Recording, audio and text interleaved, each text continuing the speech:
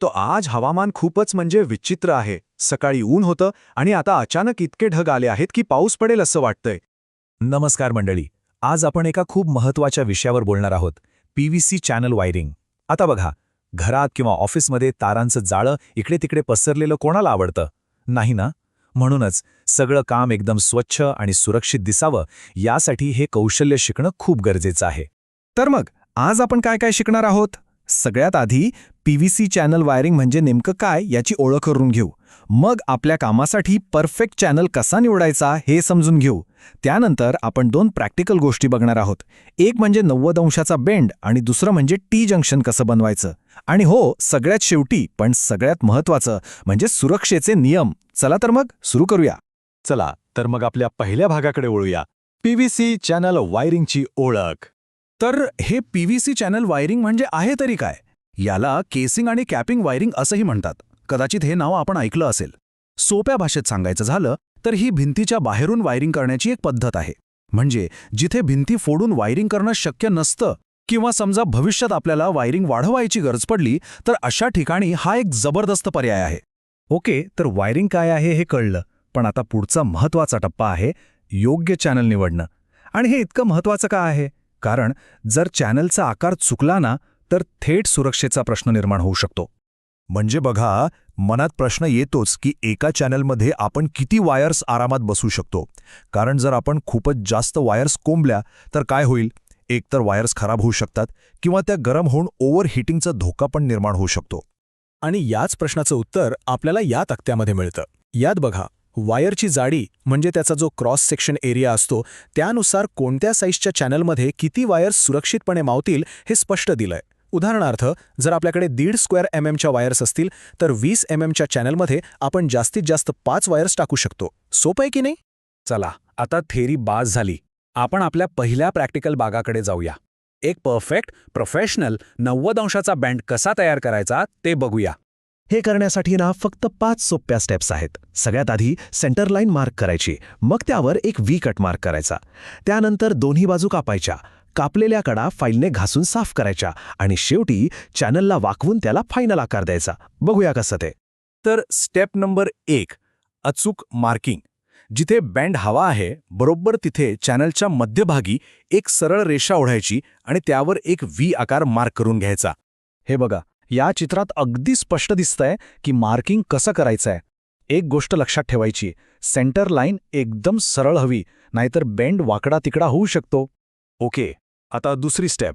Try square घ्यायचा आणि चॅनलच्या फक्त दोन्ही बाजू कापायच्या. इथं एक गोष्ट खूप महत्त्वाची आहे, त्याचा खालचा भाग म्हणजे बेस कापायचा नाहीये. या चित्रात दाखवल्याप्रमाणे हॅक्सोने या बाजू कापून घ्यायच्या.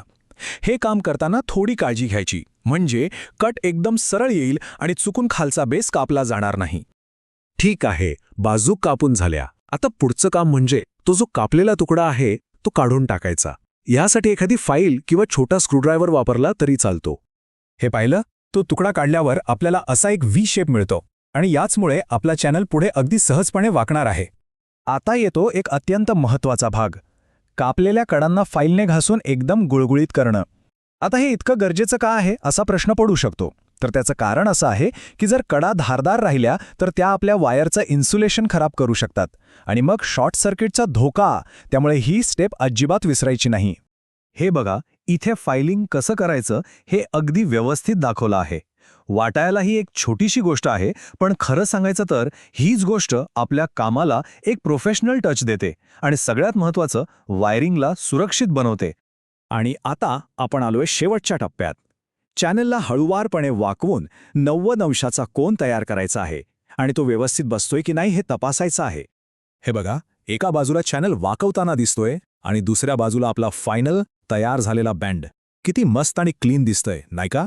याला म्हणतात प्रोफेशनल काम. वा, 90 अंशाचा बेंड तर आपण शिकलो. आता याच कौशल्याचा वापर करून आपण अजून एक महत्त्वाची गोष्ट शिकूया आणि ती म्हणजे टी जंक्शन तयार करणे. यासाठी सुद्धा साधारण 5 सोप्या स्टेप्स आहेत.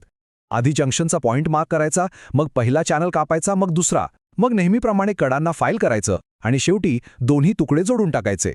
तर पहिल्या काही स्टेप्समध्ये काय करायचं आहे, जो आपला मुख्य सरळ जाणारा चॅनल आहे त्यावर दुसरा चॅनल कुठे जोडायचा आहे ते मार्क करून तो भाग कापून काढायचा.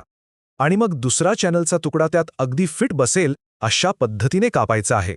या चित्रांमधून आपल्याला सगळी प्रक्रिया व्यवस्थित समजेल. बघा, मुख्य चॅनेलचा मधला भाग कसा कापलाय आणि जोडायचा दुसरा तुकडा कसा तयार केलाय. इथे एक गोष्ट लक्षात ठेवायची, अचूक माप घेणं खूप म्हणजे खूप महत्वाचं आहे. आणि हो, पुन्हा एकदा तीच आपली सगळ्यात महत्वाची स्टेप, फायलिंग. दोन्ही तुकड्यांच्या कडा घासून गुळगुळीत करायच्या. असं केल्याने ते एकमेकांमध्ये अगदी परफेक्ट बसतील आणि आपलं टी जंक्शन एकदम मजबूत आणि स्वच्छ दिसेल. आणि हे आहे आपलं फायनल प्रॉडक्ट. एकदम परफेक्ट, सुरक्षित आणि प्रोफेशनल दिसणारं टी जंक्शन. यावरून कळतं की अचूक माप आणि कामातली सफाई किती महत्वाची असते. चला, तर आत्तापर्यंत आपण प्रॅक्टिकल गोष्टी शिकलो. पण आता आपण या सगळ्याच्या शेवटच्या आणि खरं तर सर्वात महत्त्वाच्या भागाकडे आलो आहोत. ते म्हणजे सुरक्षेचे नियम. हे नियम पाळणं खूप म्हणजे खूपच गरजेचे आहे. उदाहरणार्थ, एक साधा नियम आहे की स्विच आणि सॉकेटसाठी जे मेटलचे बॉक्स वापरले जातात ते व्यवस्थित अर्थ केलेले पाहिजेत. का? कारण त्यामुळे शॉक लागण्याचा धोका टळतो. तसंच न्यूट्रल आणि फेज वायर्स नेहमी एकाच चॅनलमध्ये असाव्यात. जॉईंट्सवर कोणतीही वायर उघडी दिसता कामा नये. या प्रत्येक नियमामागे एक महत्त्वाचं कारण आहे आणि ते म्हणजे आपली सुरक्षा. तर आज आपण पीव्हीसी चॅनल वायरिंगमधल्या काही खूप महत्त्वाच्या गोष्टी शिकलो. पण आपलं शिकणं इथेच थांबत नाही. आता विचार करायला हवा की एक प्रोफेशनल आणि सुरक्षित वायरिंग करण्यासाठी यापुढचं महत्त्वाचं कौशल्य कोणतं असू शकतं. नेहमी नवीन गोष्टी शिकत राहा आणि हो, काम करताना सुरक्षित राहा.